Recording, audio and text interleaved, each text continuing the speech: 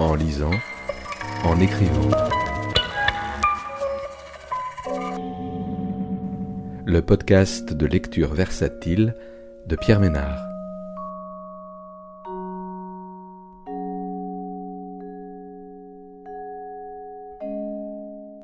Aujourd'hui, Le Capital c'est ta vie, d'Hugues Jalon, paru aux éditions Verticales en 2023.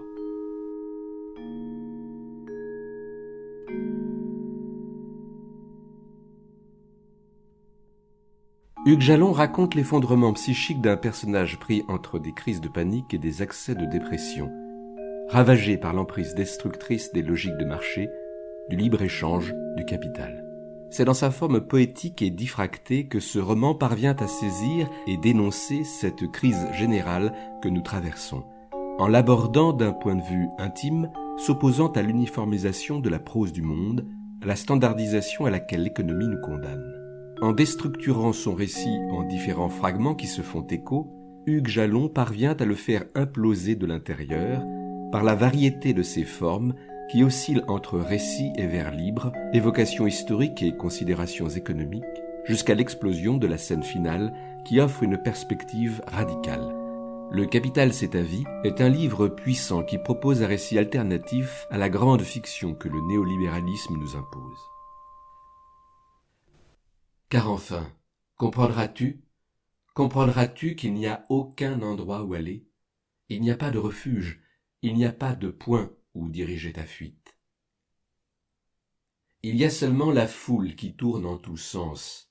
Elle piétine plus nombreuse en dépit du soir qui tombe, une masse pareille de gens, affairés, réjouis, en dépit de la pluie froide, c'est Noël qui approche, ou bien alors c'est le premier jour des soldes, comment savoir? Des lumières de tous les côtés, des guirlandes, des sapins argentés alignés sur le trottoir au centre de l'avenue piétonne. C'est très large à cet endroit depuis les travaux d'aménagement. L'odeur très forte de châtaigne ou de marron grillé, maintenant, nous sommes là tous les deux, arrêtés sous le vent, à l'entrée des galeries. La foule se presse le long des vitrines animées. Il y a du monde qui encombre la chaussée, parcourant les pavés roses, beiges et clairs, des mélodies de Noël. On se croise dans le vent glacé, tous ces parfums. Et puis, il y a des types, des jeunes, pas nombreux, qui ne bougent pas. Ils restent là, qui traînent au milieu avec leurs chiens, gênant un peu le passage devant chez l'opticien, sur des morceaux de carton ou des sacs plastiques, dans l'odeur de bière. Et toi, je vois bien que tu n'en peux plus. Tu fouilles dans ton sac à main, maintenant sans doute pour retrouver ton porte-monnaie, accroupi, plié, sur ton sac posé sur tes genoux, tes mains qui retournent tout à l'intérieur. Tu n'écoutes plus, tu ne fais plus attention à ce qui se passe autour de toi. Les passants qui enjambent tes sacs posés à côté d'elle. Une dispute qui commence avec le type du kiosque pas loin, et moi qui te murmure quelque chose à l'oreille. Je te relève comme ça avec délicatesse, comme je peux. Je te tire à l'écart du flux des passants, dans un recoin vers le bord du trottoir. Penché sur toi, je te tiens la main serrée.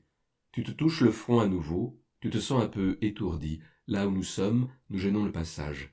Le spectacle des vitrines nous éblouit comme elles éblouissent toutes choses. Il y a la foule indifférente qui passe et repasse devant, derrière nous. Et toi qui me regardes, tu oublies une minute tes chaussures qui te font mal et cette douleur en bas du dos. Tu me regardes, tu cherches mes yeux qui se dérobent un peu, qui s'attardent maintenant sur les pavés. Je proteste en souriant. J'embrasse tes cheveux, je replace délicatement une petite mèche derrière ton oreille. Tu écoutes ma voix ferme, assurée. Ce canapé, regarde, je ne veux pas qu'on regrette. Écoute-moi, j'ai vérifié, il est en solde, enfin presque, une sorte de solde pour le modèle d'exposition.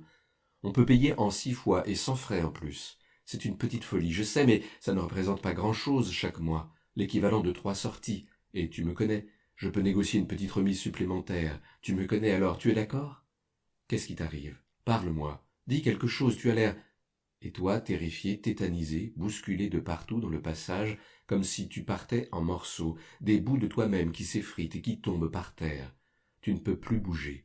Au fond, tu aurais envie simplement de laisser aller les choses, qu'elles se fassent, qu'elles se décident sans toi, arraché à cet état d'agitation, de stress qui monte dans tes jambes, oui, qu'on t'abandonne au bord de la route, comme ça, sur le bas-côté avec tes larmes, que tu puisses oublier tous ces phares qui te crèvent les yeux, te coucher dans le fossé, te laisser glisser sur l'herbe mouillée, t'engloutir dans ce torrent d'eau sale et visqueuse.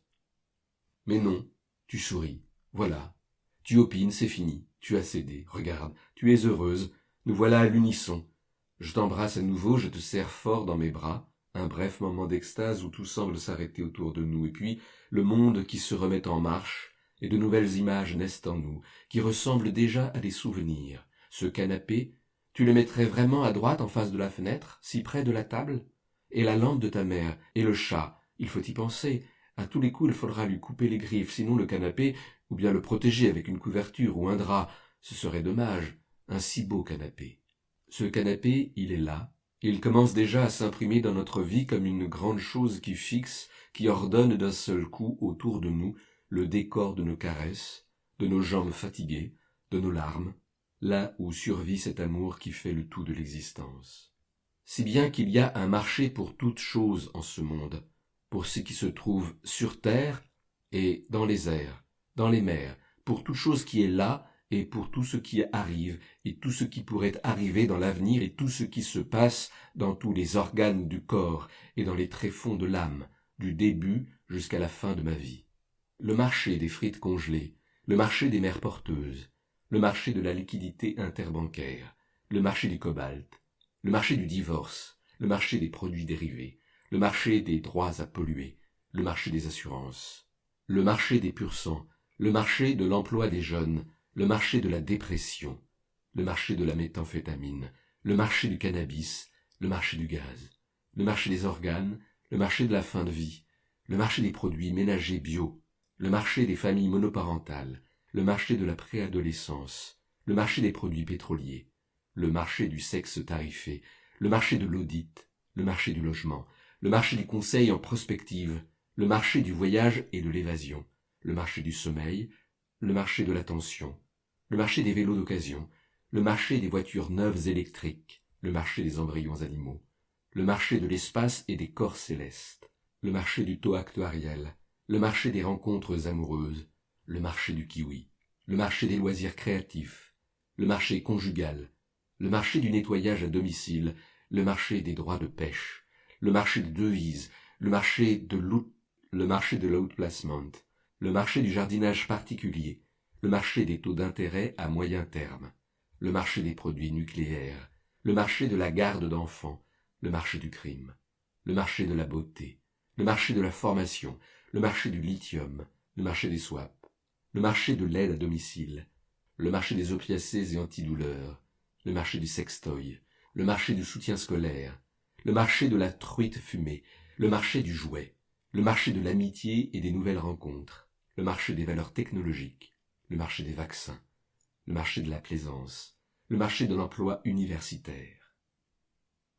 On n'arriverait certainement pas à terminer un jour la liste, si bien qu'on se dit, sans exagérer à la fin, que le marché est devenu la seule catégorie qui permet d'appréhender le monde dans son entier. Le marché c'est le monde, et le monde c'est le marché. Pour ainsi dire, le monde est tombé dans le marché. Le marché est tombé sur toute chose, et dans un article resté célèbre, publié dans le Journal of Economic Perspectives, en 1991, quelques mois avant l'effondrement définitif de l'Empire soviétique, le prix Nobel Herbert Simon conçoit qu'un visiteur imaginaire venu de Mars, approchant de la Terre équipé d'un télescope susceptible de révéler la nature des structures sociales surdéterminées par le marché, en rouge ou non, en vert, ce visiteur, estime Simon, enverrait un message chez lui décrivant de grandes zones vertes interconnectées par des lignes rouges, et non un réseau de lignes rouges connectant des taches vertes. Mais, revenant 30 ans plus tard, le visiteur de Mars apercevrait une toute autre planète, rouge vif, où le marché a pris toute la place. Et oui, ça frotte, c'est dur, on perd parfois ses repères, les prix fluctuent, s'envolent, c'est l'affolement, ou bien les choses perdent brutalement toute leur valeur, tout s'effondre et on lâche prise, c'est la panique. Mais dans l'ensemble, ça marche. Chaque jour, quand tu sors dans la rue, c'est cadré, Tu arrives toujours à négocier ta place dans ce monde, tu sais où tu vas, tu as des projets, tu es prêt à rebondir, tu es à l'écoute de ton désir, tu stabilises tes préférences. Tu en as besoin pour conduire ta vie. À propos de l'édition anglaise de son traité, qui portera finalement le titre Human Action, Ludwig von Mises écrit au directeur des presses universitaires de Yale en décembre 1944. Mon but, en écrivant ce traité, est de fournir une théorie compréhensive du comportement économique et de me confronter aux objections issues de plusieurs approches. Éthique, psychologie, histoire, anthropologie, ethnographie, biologie, qui ont été soulevées contre la pertinence du raisonnement économique et la validité des méthodes appliquées par les économistes de toute école et tradition de pensée. Seul un tel traitement exhaustif de toutes les objections peut satisfaire le lecteur et le convaincre que l'économie est une science riche de savoir et capable de guider sa conduite. En juillet 1927, von Mises est dehors, dans les rues. Il entend les tirs de fusils et de mitrailleuses, il voit les cadavres dans les rues de Vienne lors de l'incendie du palais de justice, des émeutes ouvrières réprimées dans le sang à son grand soulagement, lui qui déteste tant le communiste, avant de fuir le nazisme 10 ans plus tard, quand il voit son appartement dévasté par ces hordes de brutes, et comme Rappart à Genève, il venait de créer son propre institut à Vienne, sa ville, l'Institut de la conjoncture, parce que, qu'elle soit heureuse, triste, dramatique, délicate, difficile, grave, pénible, terrible, tragique, agréable, favorable, lointaine, accidentelle, fatale, imprévisible ou particulière, la conjoncture ce n'est pas autre chose que la vie même. Des désirs qui sans cesse s'accordent et se désaccordent, comme il le répète sur tous les tons dans son imposant traité sur l'action humaine. Von Mises croit toujours à la liberté, à la seule liberté de l'homme.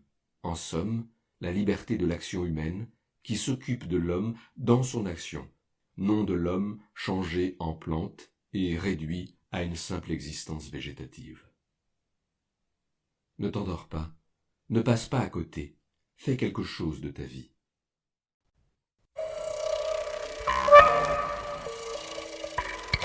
En lisant, en écrivant.